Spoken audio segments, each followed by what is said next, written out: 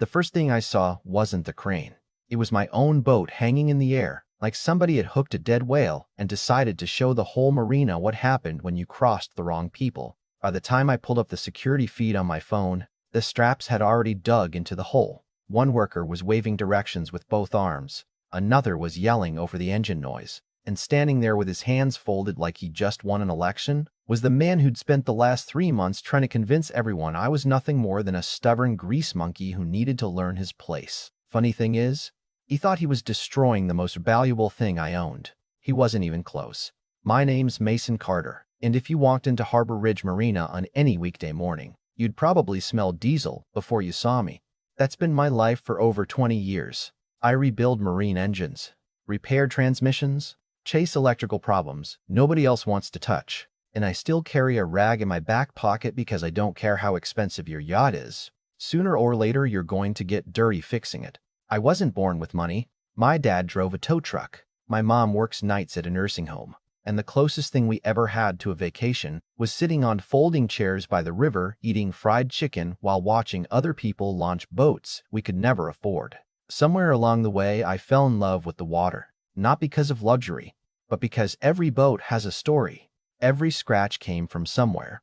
Every engine had a personality. I spent years working 16-hour days, skipped vacations, drove the same pickup until the driver's seat springs poked through the cushion, and every dollar I didn't absolutely need went into one account with one dream: owning my own marina. In 2015, that dream finally happened. Harbor Ridge wasn't glamorous. It had 24 slips, a weathered repair building, an old fuel dock that constantly needed attention, and 6 acres of waterfront property that scared away investors because it needed work. To me, it looked perfect. What really caught my attention wasn't the docks, though. It was the paperwork. Buried halfway through the property survey was something every real estate attorney notices but almost nobody else does: a privately owned access road stretching from the county highway straight through my land before splitting toward an upscale gated neighborhood called Stonehaven Point. For over 30 years, every resident in that community had been driving across privately owned property without paying a penny because every previous owner had simply allowed it. There was never a formal easement, never a transfer, never an HOA agreement, just decades of neighborly trust. I left it exactly the same. Kids rode their bikes through there. Delivery trucks used it every day. School buses shaved 10 minutes off their routes. I never charged anyone because honestly, why would I? People waved when they drove by. Some even stopped for coffee. It felt like the kind of relationship neighborhoods are supposed to have. Then Ethan Holloway moved in. You know the type. Perfect smile, expensive golf shirts, always talking loud enough so everyone nearby accidentally heard how successful he used to be. Apparently, he'd sold some cybersecurity company for more money than I'll ever see, retired early, bought one of the biggest homes inside Stonehaven, and somehow convinced everyone he should be HOA president within 2 months. At first, I barely noticed him. Then one Saturday morning, he walked into my repair shop wearing spotless loafers that probably cost more than my toolbox, looked around like the place smelled offensive, and asked, "Who's in charge here?" I wiped my hands on my rag and said, "Depends who's asking." He smiled. Not a friendly smile either. The kind adults use when they think they're talking to a teenager. "Good.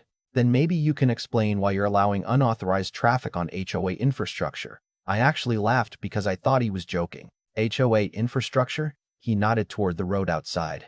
That access road is maintained by our community. I stared at him for a second before walking into my office, pulling the property survey from the filing cabinet and laying it across the desk. "See this line? That's my property. See this road? Also mine." His smile disappeared. "That's impossible. County records disagree." He didn't even look embarrassed. Instead, he leaned back and said, "Well, regardless, our board has voted to begin assessing outside users a monthly maintenance contribution, $520. I honestly thought I'd misheard him. "You're charging me to use my own road? It's about fairness." "No," I said quietly. "It's about you assuming the guy with grease on his hands doesn't know how to read a deed." For just a second, neither of us said anything. Then he folded the survey shut, slid it back across my desk, looked me dead in the eye, and said something I'll probably never forget. "People like you always confuse ownership with power. You'll learn the difference." I watched him walk back to his luxury SUV, and I remember thinking, this wasn't about $520 anymore. This man had decided that because I fixed engines for a living, I needed someone to remind me where I belonged. What he didn't realize was that he'd just started a fight over property law with someone who'd spent 10 years reading every line of every document before signing his life savings away. And before long, he was going to make the biggest mistake of his entire life. Looking back now, I probably should have seen what was coming. Guys like Ethan never really lose an argument. They just stop talking until they figure out another way to win. The fake maintenance invoice disappeared for about a week, and honestly, life went back to normal. Boats came in for engine work. Charter captains complained about fuel prices. Tourists rented slips for the weekend. And every afternoon I'd see families from Stonehaven driving across my road, waving like they always had. None of them knew their HOA president had already declared war on me, and I wasn't about to drag innocent neighbors into something they never asked for. Then the letters started showing up. First, it was a notice claiming one of my customer trailers had been parked too close to the community entrance. A few days later, another one accused my marina of creating excessive noise. Then came complaints about pollution, safety hazards, abandoned equipment, and visual blight. Every single accusation somehow traced back to Ethan's board. County inspectors kept stopping by, but after walking the property they'd usually shrug, shake my hand, and leave because everything was permitted, documented, and inspected on schedule. One inspector named Laura actually laughed as she handed back my paperwork. "I've been getting 3 complaints a week about you," she said. I thought I was walking into some environmental disaster. I pointed around the marina. "Do I look like an environmental disaster?" She smiled. "You look like a guy who's getting under somebody's skin." She wasn't wrong. About 2 weeks later, I stopped by a local diner before sunrise and found 2 older residents from Stonehaven sitting at the counter. I'd fixed one man's fishing boat years before. He waved me over. "Mason," he said quietly, "our HOA president keeps talking about you during board meetings." I raised an eyebrow. "Really? Claims your marina is lowering our property values. Says eventually he'll force you into compliance." I couldn't help smiling. "Compliance with what?" The man shrugged. "Nobody really knows anymore. That's the thing about power. Some people get addicted to the feeling long before they accomplish anything meaningful." Ethan wasn't trying to solve problems. He needed an audience. Every meeting became another performance where he painted himself as the protector of Stonehaven against the rough mechanic next door. I heard he even joked once that eventually I'd be paying him for the privilege of staying open. Meanwhile, I kept fixing boats. I honestly believed facts would eventually win. Then one Thursday afternoon, my dock manager, Lewis, walked into my office holding his phone. "Boris, you need to see this." It was a social media post from the HOA page.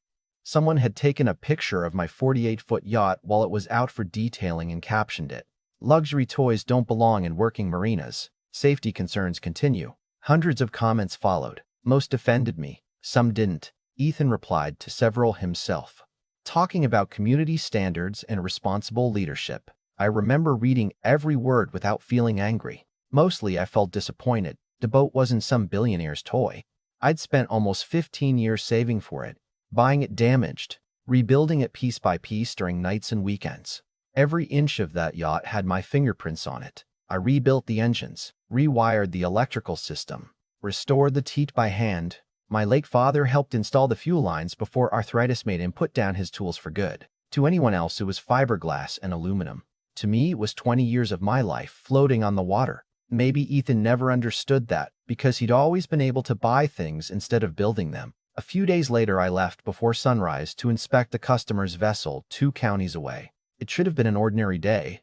Around 11, my phone buzzed with the first security notification. Motion detected at Dock 4. I almost ignored it. Cameras trigger constantly because of birds, weather, and delivery trucks. Then another alert came. Then another. 27 notifications in less than 3 minutes. I opened the live feed and immediately knew something was wrong. A heavy crane had backed onto my property. Workers wearing contractor vests were surrounding my yacht. One man climbed aboard and started detaching lifting straps while another directed the crane operator. I kept waiting for someone to stop them because surely they had the wrong boat. Then I saw Ethan, calm, hands behind his back, watching everything like he was supervising landscaping. My stomach dropped. I called Luis, no answer. I called again. Finally, he picked up, completely out of breath. "They're saying they have authorization," he yelled over the noise. "From who?" "The HOA. They keep saying it's a hazardous structure." Before I could answer, the crane lifted. I watched my yacht rise unevenly because the straps weren't balanced correctly. I actually winced before the hull hit the edge of the dock. Crack. Even through the phone speakers I heard fiberglass splitting. Then the stern swung sideways into a piling. Another crack. Hydraulic steering lines snapped. The propeller hit concrete. Windows shattered. One worker started waving frantically for the operator to stop, but momentum had already taken over. My entire chest felt numb. I wasn't watching property damage anymore. I was watching thousands of hours of my own life being destroyed in real time. I don't remember the drive back. I only remember pulling into the marina and seeing pieces of white fiberglass scattered everywhere like broken eggshells. Luis walked toward me slowly. Nobody said anything for almost a minute. Finally, he whispered, "I'm sorry." I climbed onto what was left of the boat and just stood there.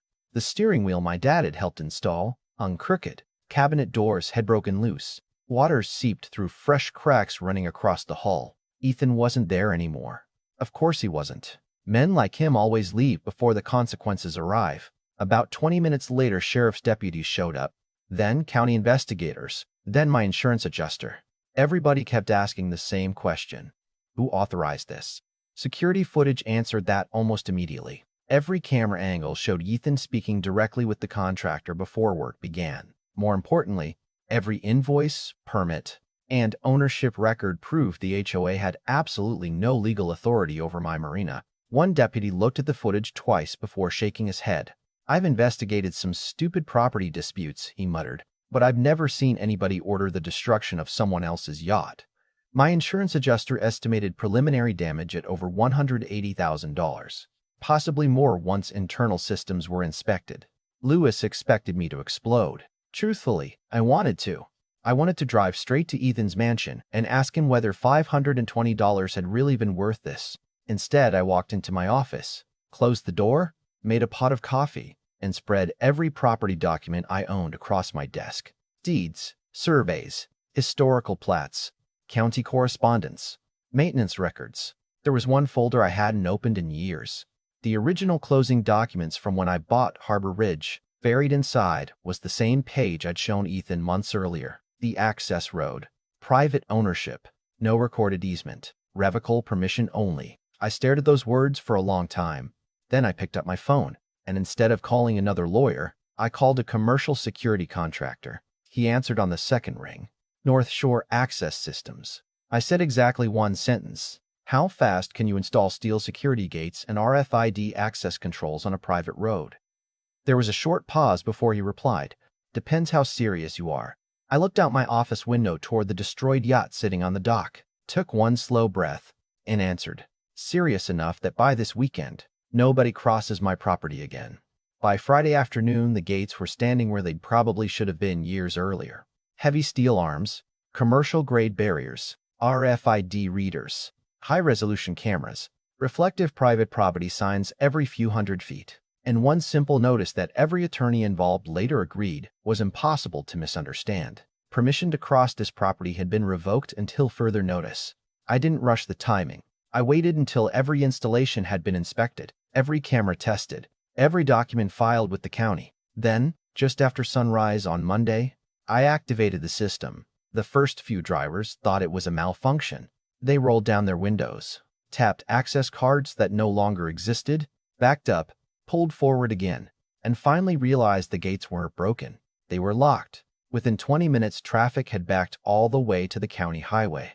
Parents were calling schools to explain they would be late. Contractors missed appointments. Delivery trucks had to turn around and take a winding public route that added nearly 20 minutes in good traffic and much longer during rush hour. My phone started ringing before 8 o'clock. I didn't answer. By 9, the marina office voicemail was full. Around lunchtime, Luis walked in holding his tablet, trying not to laugh. You should see the Stonehaven community page. Residents were demanding answers. Some blamed the county. Others blamed construction. Then somebody posted a picture of the new gate beside a copy of the property records showing the road had always belonged to Harbor Ridge Marina. That was the moment everything changed. For the first time, the people who had trusted Ethan without asking questions realized they'd never actually been told the whole story. Tuesday morning, 3 board members came to see me. Their confidence from a month earlier had completely disappeared. One of them, an older woman named Diane, spoke first. We'd like to discuss reopening the road. I invited them into my office, poured coffee for everyone, and calmly slid a tablet across the desk. On the screen was security footage of the crane, Ethan getting instructions, workers attaching straps, my yacht breaking apart frame by frame. Nobody spoke. After a long silence, I simply asked, "Would you have believed me if I described this instead of showing you?" Diane lowered her eyes. No. Neither would a jury. 2 days later, detectives executed search warrants related to the contractor invoices. It turned out Ethan had signed paperwork falsely claiming the HOA had authority over my marina property. The crane company admitted they never verified ownership because they relied entirely on his representations. Criminal charges were suddenly very real. That afternoon, I finally received the phone call I'd been expecting. It wasn't Ethan. It was his attorney. His voice was polite, careful, completely different from the confidence I'd heard months earlier. "Mr. Carter, my client would like to discuss a resolution." I looked out the office window toward my damaged yacht still sitting beside the dock waiting for restoration estimates. "I'm listening. What would it take to reopen the access road?" I smiled, not because I enjoyed watching anyone suffer, but because for the first time the conversation had finally become honest. This wasn't about power anymore. It was about responsibility.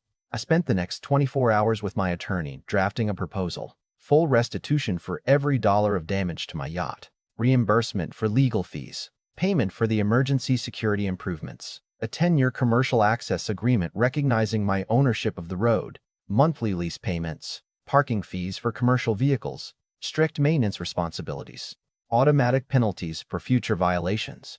Most importantly, a written acknowledgement that Harbor Ridge Marina retained complete ownership and control over the property. Ethan fought every line, right until prosecutors explained the alternative. 72 hours later, he signed every page. Less than an hour after that, he submitted his resignation as HOA president.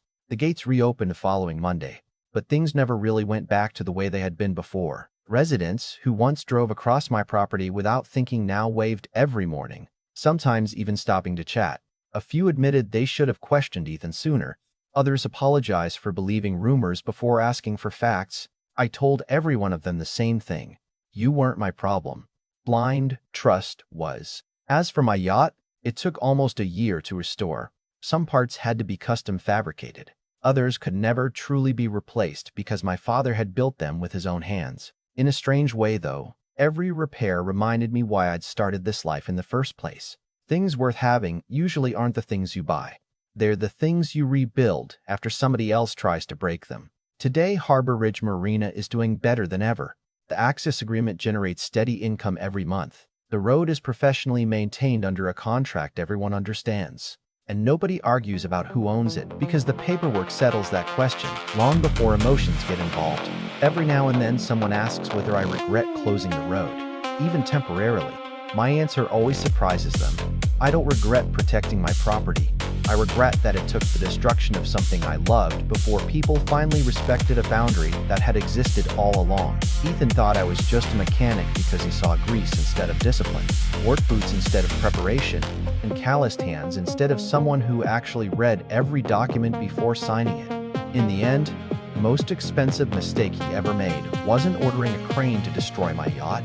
It was assuming that the quiet guy fixing engines couldn't possibly understand ownership better than the man giving speeches in a boardroom. And that's what I'd love to hear from all of you. If you were in my position, would you have reopened the road after everything that happened? Or would you have left those gates closed for good?